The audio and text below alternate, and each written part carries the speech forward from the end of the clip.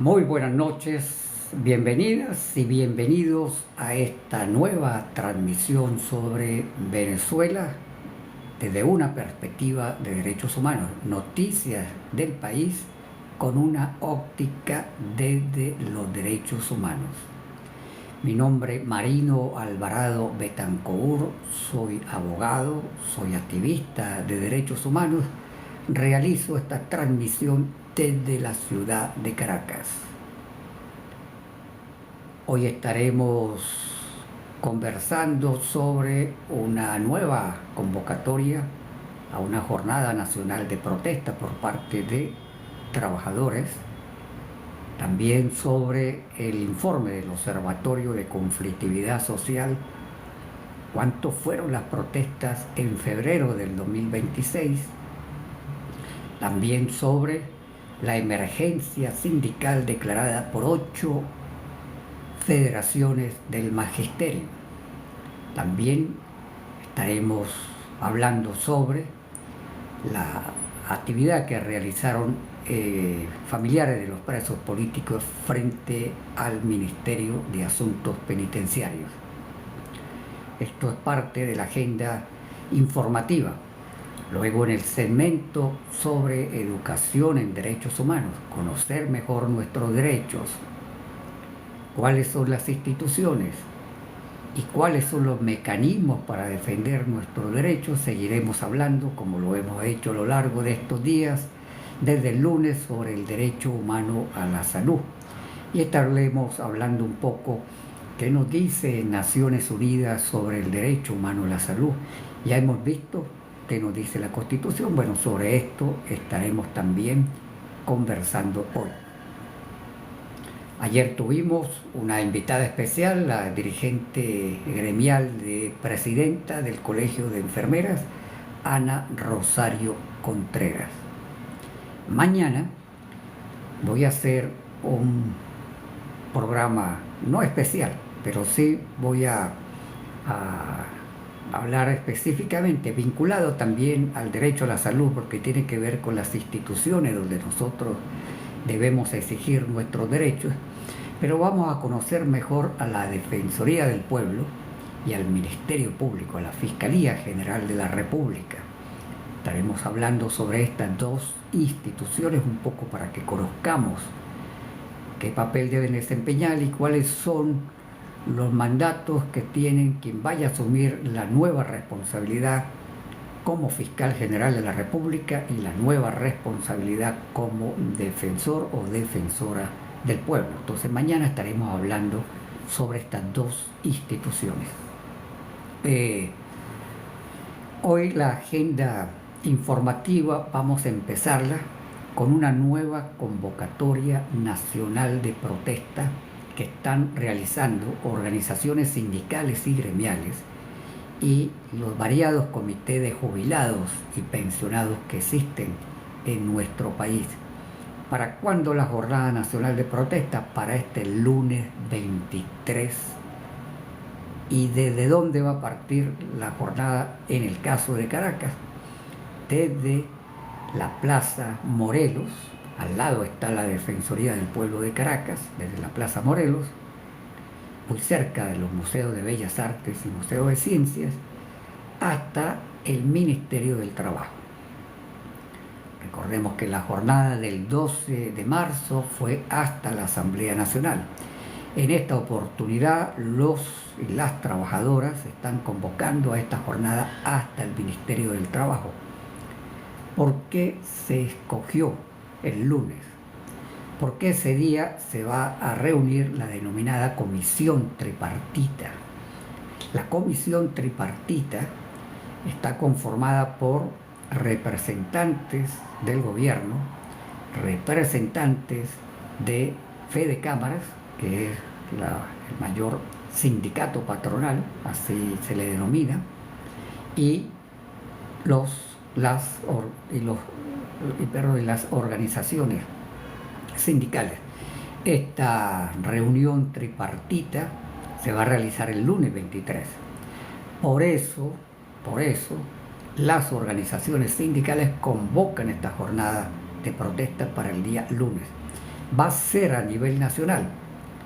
En Caracas, como yo dije, ya la idea es llegar al Ministerio del Trabajo, que queda en la Plaza Caracas, y donde van a ser los puntos de llegada en el interior del país ante las inspectorías del trabajo. Nuevamente, en el interior del país las movilizaciones serán ante las inspectorías del trabajo.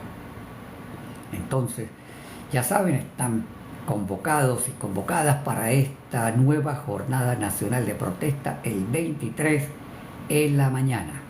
En la mañana estaremos dando más información mañana en la medida que conozcamos sobre esta convocatoria. Y hablando de protesta, de conflictos, de exigibilidad por parte de los trabajadores del país, 8 federaciones nacionales del magisterio, entre ellas la Federación Venezolana de Maestros y FETRA Enseñanza, se declararon en emergencia sindical. ¿Y qué significa declararse en emergencia sindical? Que van a ir afinando la maquinaria con asambleas, con visitas de los delegados sindicales a las distintas instituciones educativas para ir preparando posibles acciones a futuro. ¿Por qué? Porque las federaciones sindicales entregaron meses atrás un pliego de peticiones. ¿Ante quién? Ante la jefa del Ejecutivo, Delcy Rodríguez, ante el ministro del Trabajo y ante el ministro de Educación, Héctor Rodríguez. ¿Qué ha pasado después que presentaron esas exigencias?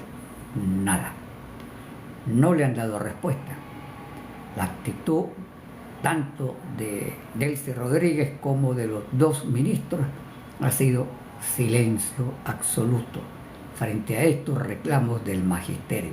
Reclamos muy justos, porque entre otros aspectos se está discutiendo mejorar las condiciones de los salarios del personal que trabaja en el sector educativo y también que se discuta la convención colectiva.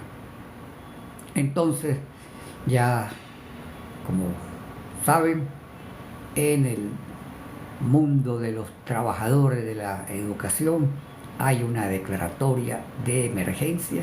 Esperemos, como ellos lo están solicitando, que se abran espacios de diálogo real. ¿Para qué? Para avanzar mediante el diálogo a resolver estas exigencias justas del movimiento del magisterio, de los trabajadores del magisterio. Entonces, tenemos que estar pendientes de lo que ocurra en el magisterio. Ojalá, recordemos que ayer la jefa del Ejecutivo, Delcy Rodríguez, nombró un nuevo ministro del Trabajo, Carlos Alexis Castillo, quien venía siendo magistrado de la Sala Social del Tribunal Supremo de Justicia, ahora es ministro del Trabajo. Un hecho, además, cuestionable, porque se supone que entre los poderes hay colaboración, pero debe haber independencia de poderes. ¿Cómo es que un magistrado le dan permiso para ser integrante del Ejecutivo Nacional y después que termine su gestión como ministro regresa a ser magistrado de la Sala Social? Cualquiera haya sido el cambio, pudo haber sido de la Sala Penal para otro ministerio, de la Sala Político-Administrativa. Eso es totalmente incoherente. Y creo que ha habido una cultura en el país de no respetar los mandatos de la Constitución. Y como se convirtió en una cultura, entonces se hacen cosas que no tienen ninguna justificación como algo normal, pero nosotros no podemos normalizar las irregularidades. Bueno, al nuevo ministro del Trabajo, Carlos Alexis Castillo, le tocará atender ahora a partir del lunes este conjunto de reclamos del movimiento sindical en la protesta convocada para el 23, pero también los reclamos del magisterio. Y siguiendo con conflictos, con protestas, con exigencias, hoy el Observatorio Venezolano de Conflictividad Social. ¿Quién es este observatorio?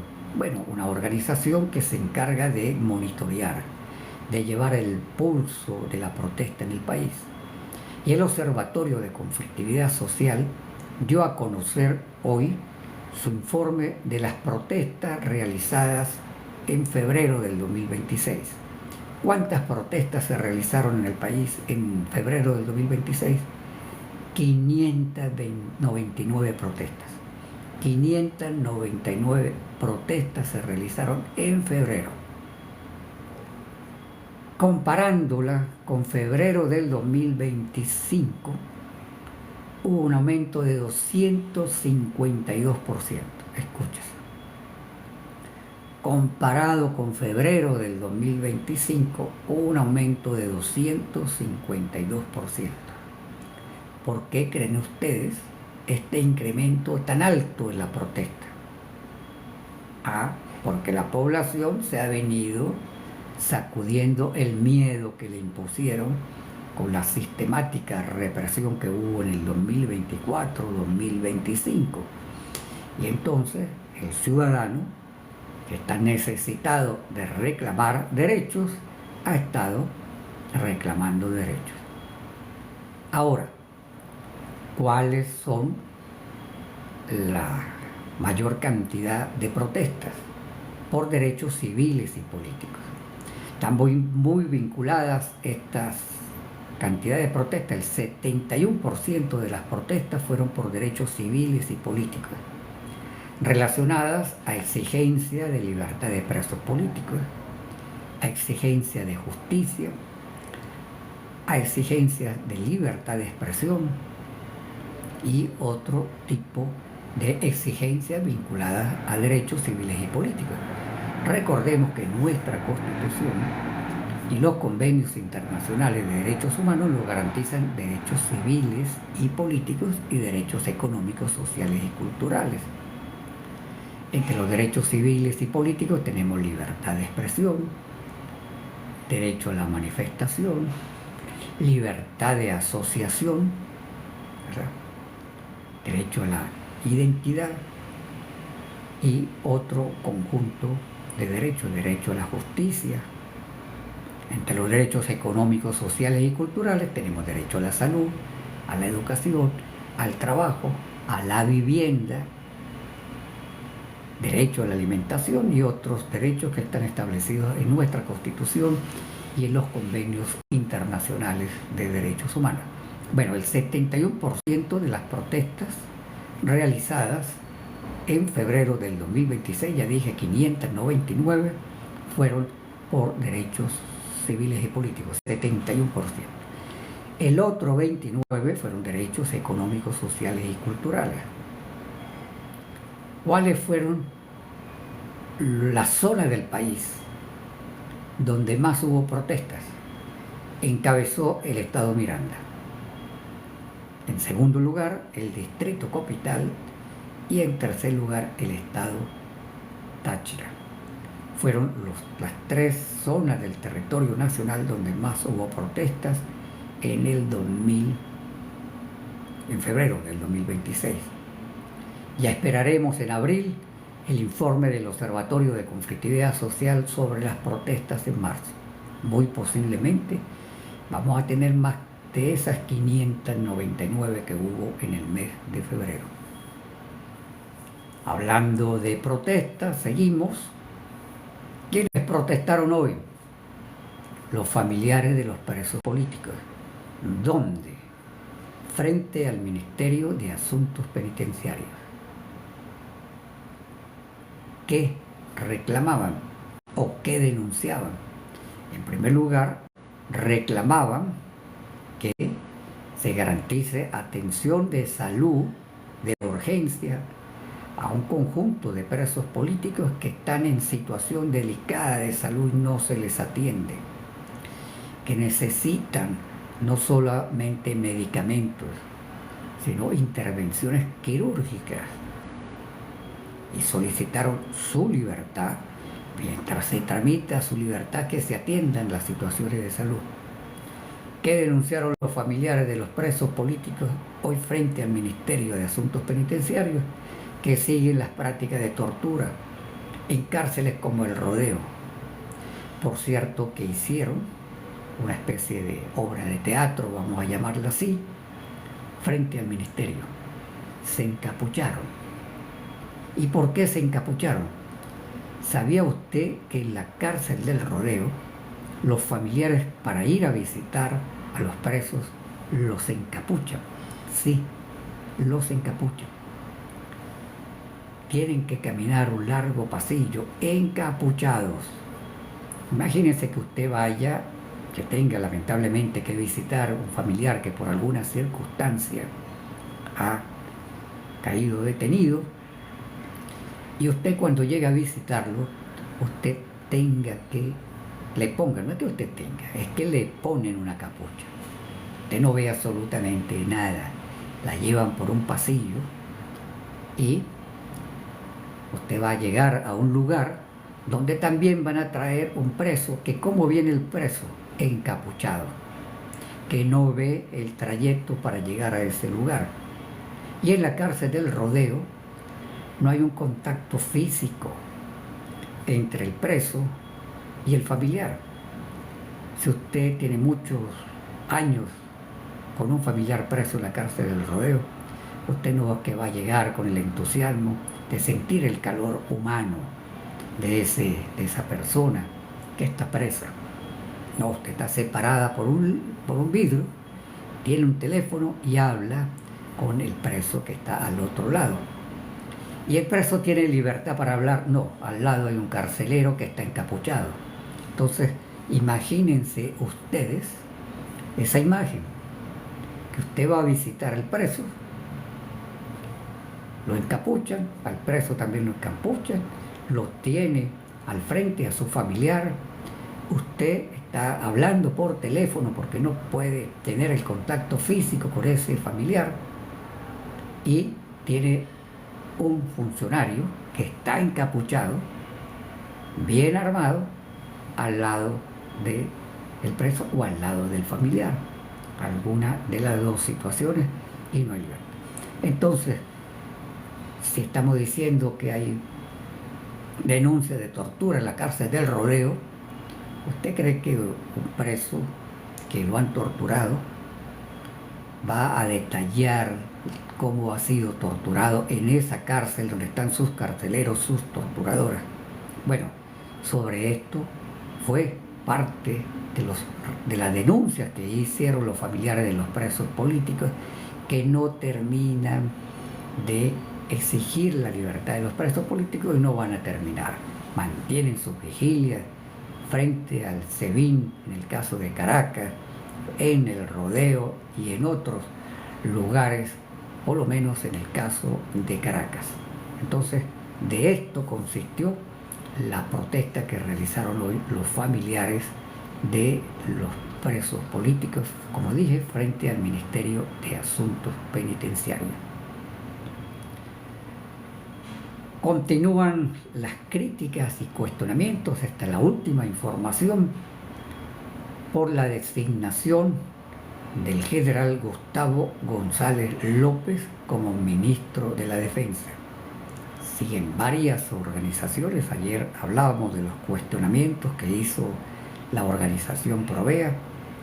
Hoy fue no solamente la organización Vinotinto del Estado de Lara, sino también la organización Laboratorio de Paz, señalando lo que pudiéramos denominar el prontuario de graves violaciones de derechos humanos que se le imputan a este funcionario del Estado, que viene, estuvo 2 veces como director del SEBIN, fue ministro del Interior, ocupaba simultáneamente las dos responsabilidades del ministro del Interior y director del SEBIN cuando se desarrollaron e iniciaron las operaciones de liberación del pueblo que, como dije ayer, dejaron miles de jóvenes asesinados en las zonas pobres de nuestro país. Bueno, hoy continuaron las observaciones por parte de organizaciones de derechos humanos, de individualidades también. Pude ver por las redes sociales algunos políticos, algunos defensores de derechos humanos que a título individual también expresaron su inconformidad. Bueno, esto ha sido todo en cuanto a noticias. Recordemos que después de las noticias que tenemos el segmento sobre educación en derechos humanos, conocer mejor nuestros derechos porque ustedes los conocen. Aquí lo que yo trato es de darles más herramientas, un poco más de conocimiento sobre los derechos humanos. ¿Dónde están las instituciones? Por eso mañana voy a hablar de la Defensoría del Pueblo y de la Fiscalía. Por lo menos conocer un poco más de estas dos instituciones y cuáles son los procedimientos. Pido permiso un momentico para tomar un poco de agua. Saludos a quienes se han venido conectando. Por aquí veo a Irene Sánchez, Estrella del Amor, José Zambrano, Enélida y otros que veo por acá conectados. También vi a los compañeros del Comité de Derechos Humanos de Coche. Bueno, seguimos como empezamos el lunes con el derecho humano a la salud. Ya hemos hablado de la Constitución, los artículos 83, 84 y 85 de nuestra Constitución que establecen lo relacionado al derecho a la salud, que los centros de salud pública son gratuitos, que la salud debe ser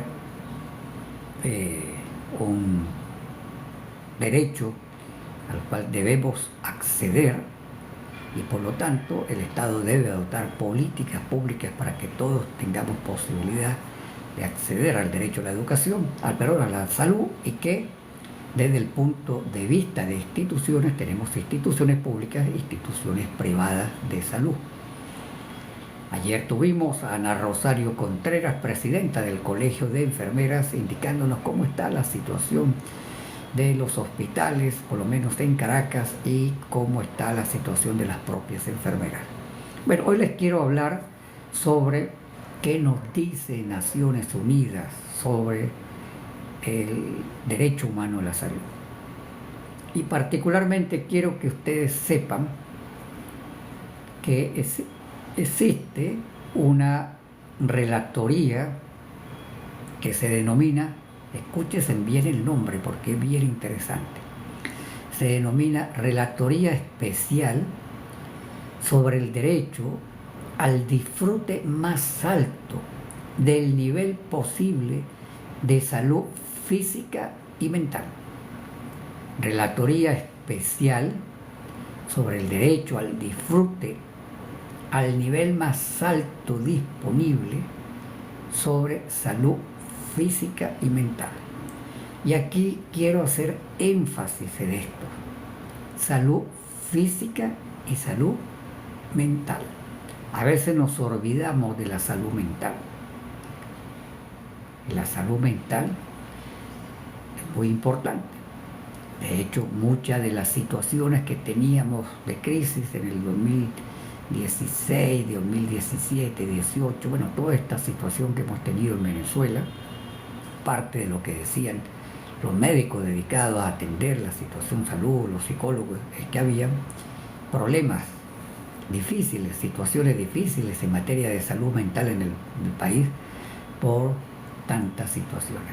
Bueno, el panorama ha ido cambiando, por eso yo tengo aquí al señor Sonrisa, porque como dije ayer, cada día van llegando mejores noticias en nuestro país, entonces bueno, son motivos para sonreír.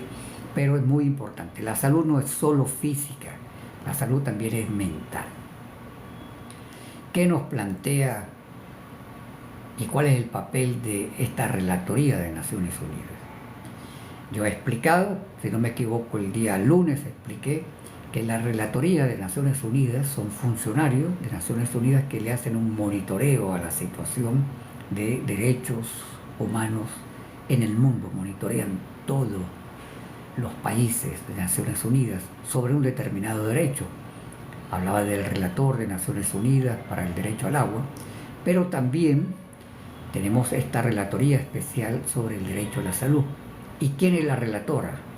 La relatora es Tralek Morforkem, bien extraño, pero para nosotros por el lenguaje, pero es sudafricana, especialista en derecho a la salud, una gran profesional, bueno, hasta el nivel de ser nada más y nada menos que la relatora de Naciones Unidas sobre el derecho a la salud.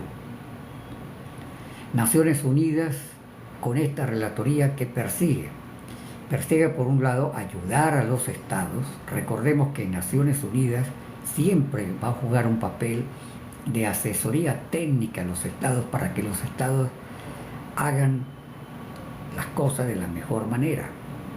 Les hacen recomendaciones, así como lo hace la Organización Mundial de la Salud y la Organización Panamericana de la Salud. En este caso le hacen recomendaciones en materia de salud al Estado para que mejoren determinadas situaciones.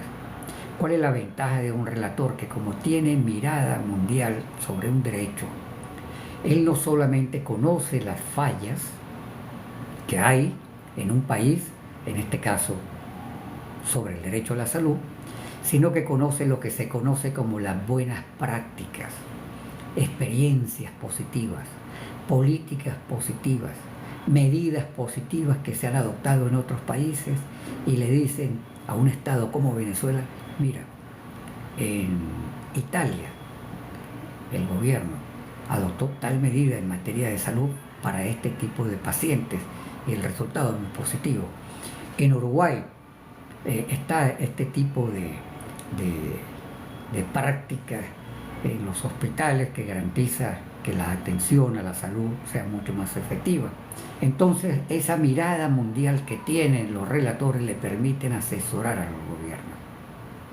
Pero también los relatores de Naciones Unidas, en este caso la relatora sobre el derecho a la salud,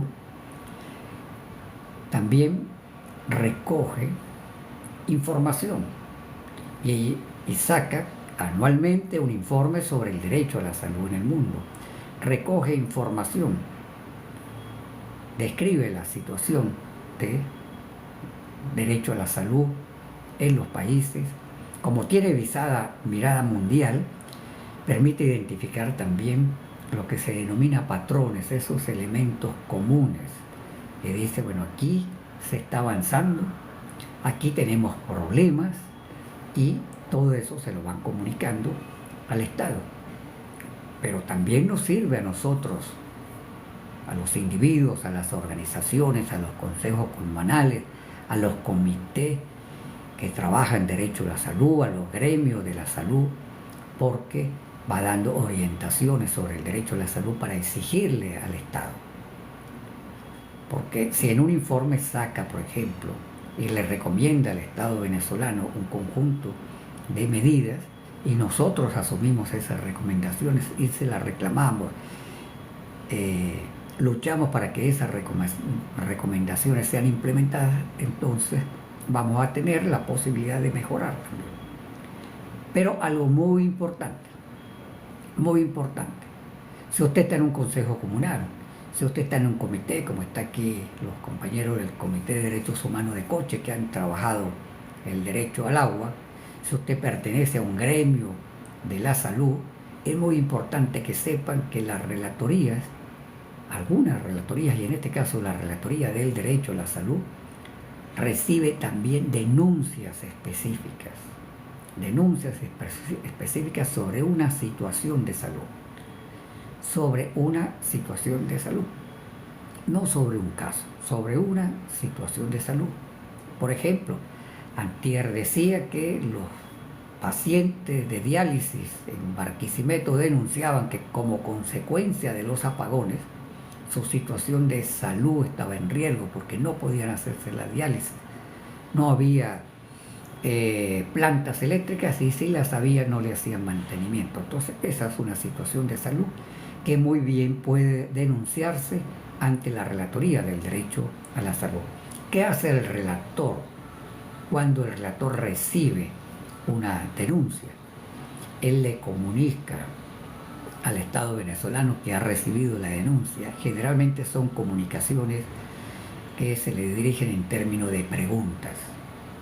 Es cierto que las unidades de diálisis en Venezuela, sus plantas sus plantas eléctricas no tienen buen mantenimiento. ¿Es cierto o no? O informe usted cuántas unidades de diálisis hay en el país. Informe usted, le está hablando al Estado venezolano, qué medidas ha adoptado para evitar que se expanda la fiebre amarilla, qué medidas usted ha adoptado para garantizar la vacunación, para que sea accesible a todas las personas. Entonces le hace una serie de preguntas y el Estado venezolano debe en principio responderlas.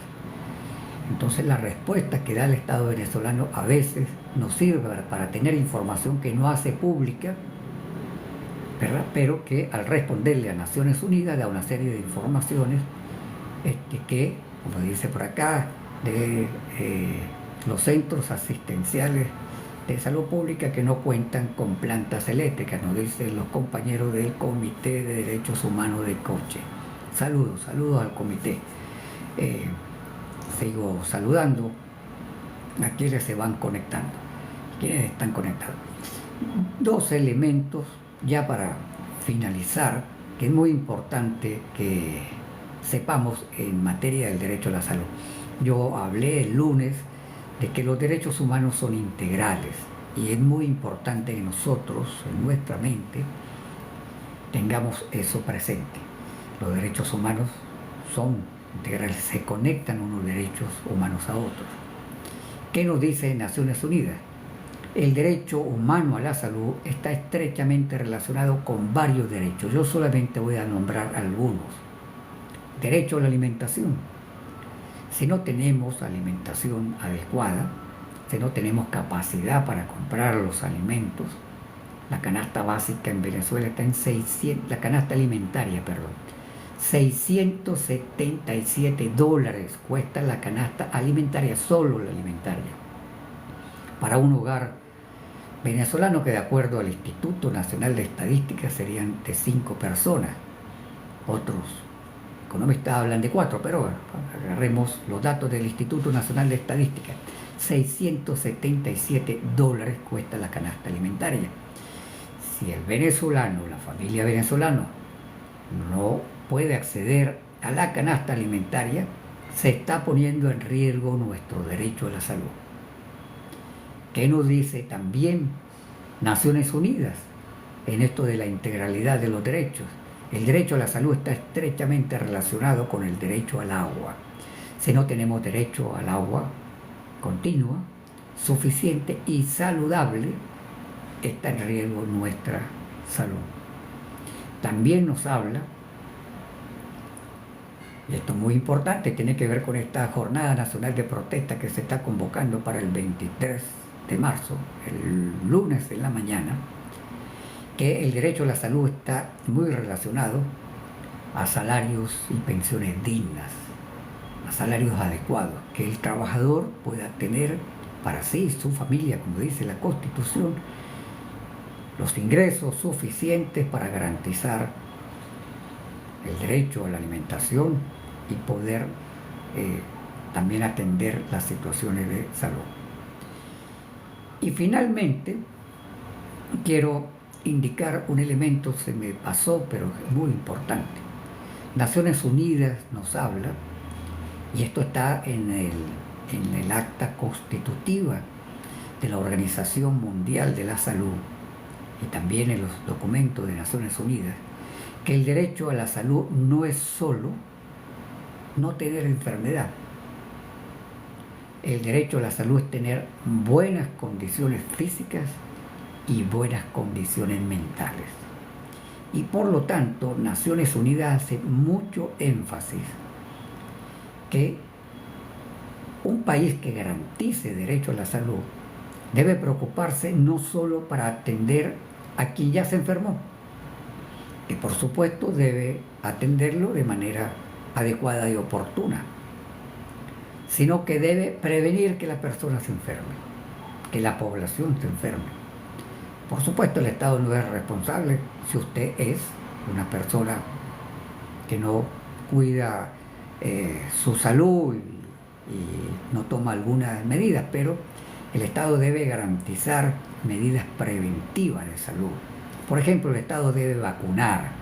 Y ahora que tenemos la fiebre amarilla, el Estado debe garantizar que la vacunación de la fiebre amarilla sea lo más accesible físicamente, sí, que esté cerca del ciudadano, pero además que haya en suficiente cantidad. Entonces el Estado tiene la obligación, para garantizar derecho a la salud, de prevenir que usted no se enferme, que a usted no le llegue el agua mala, con mal olor y con microorganismos, que a usted el agua le llegue saludable, que usted tenga la posibilidad, además, de recibir mensajes. ¿Por qué los medios de comunicación del Estado no están permanentemente informando sobre medidas preventivas en materia de salud, que en vez de estar haciendo propaganda política, deberían estar orientando a la población en materia de salud? Porque algo que dice muy importante la Organización Mundial de la Salud y también el relator de Naciones Unidas sobre el derecho a la salud es que parte de las políticas preventivas es educar a la salud en buenas prácticas, en buenas medidas, en el hogar, en la familia, a título individual, con respecto a la alimentación y otro tipo de medidas, evitar riesgos, que en el trabajo no haya riesgos a la salud. Por eso tenemos una ley de condiciones y medio ambiente del trabajo, pero si no se cumple, entonces no estamos previniendo la salud. Entonces, derecho a la salud. Saludos a Jesús Armas, lo estamos viendo aquí, expreso político, profesor de la Universidad Central de Venezuela. Mis saludos, Jesús Armas, destacado dirigente y, bueno, destacado profesor de la Universidad Central de Venezuela, de la Escuela de Estudios de Ciencias Jurídicas y Políticas. Entonces, lo que nos dice nuestra Constitución y también Naciones Unidas es que una política pública de salud no puede estar orientada a curar a quien está enfermo. No, al que está enfermo hay que darle atención oportuna y adecuada, pero fundamentalmente debe desarrollar políticas preventivas de salud. Debe prevenir que las personas, la población, no se enferme. Entonces, estos son aspectos muy importantes. Yo felicito mucho a los consejos comunales, a los comités de salud que se han constituido y que hacen un trabajo voluntario en las comunidades para ayudar a que el tema de la salud esté mejor. Pero si nosotros conocemos un poco más sobre el derecho a la salud, podemos conversar mejor con las autoridades, sean estas autoridades municipales, estadales, nacionales, frente a los que tenemos más cerca, que son los municipios. Por eso es muy importante que nosotros conozcamos nuestros derechos, los conozcamos mejor, conozcamos cuáles son las instituciones y cuáles son los procedimientos. Por eso, mañana estaré hablando sobre dos instituciones, Fiscalía General de la República y Defensoría del Pueblo, porque la Defensoría del Pueblo es una de las instituciones que debería, lamentablemente, tuvimos una gestión en la Defensoría del Pueblo muy, muy mala. Esperemos que quien sea designado a la Defensoría del Pueblo, hombre o mujer, revitalice esa Defensoría del Pueblo, porque la Defensoría del Pueblo tiene competencias en materia de salud, porque una de sus principales competencias es servicios públicos, y la salud es un servicio público. Por lo tanto, una de las instancias donde nosotros debemos reclamar cuando hay irregularidades en materia del derecho a la salud es la Defensoría del Pueblo y hacerle seguimiento para que ellos actúen, porque no se trata de recibir la denuncia y no hacer nada. Entonces tenemos ya que se va a renovar a la Defensoría y a la Fiscalía, también la Fiscalía, porque ahí podemos establecer un conjunto de denuncias en las fiscalías ante los fiscales de derechos humanos. Bueno, mañana entonces estaré hablando sobre Defensoría del Pueblo y Fiscalía, lo conectaré con el derecho a la salud. Ha sido un placer haber estado con ustedes en el día de hoy. Recuerden, siempre de lunes a viernes a las 8 de la noche, Venezuela desde una perspectiva de los derechos humanos. Preparen sus zapaticos de goma para participar, si usted es trabajador, en la protesta nacional del próximo lunes 23. Recuerden, en la mañana, si usted está en el interior, las concentraciones serán en las inspectorías del trabajo. Mis redes sociales, para quienes quieran seguirme, en Instagram, marino.alvarado, en Twitter, @marinoalvarado. Que descansen, amanecer con buen ánimo y con el Señor sonrisa, porque siguen llegando buenas noticias en el país. Empezamos 2026 con muy buenas noticias. Que sigamos así, pero para tener buenas noticias nosotros tenemos que exigir también y activarnos. Entonces, descansen, buen ánimo, nos vemos mañana a las 8 en punto.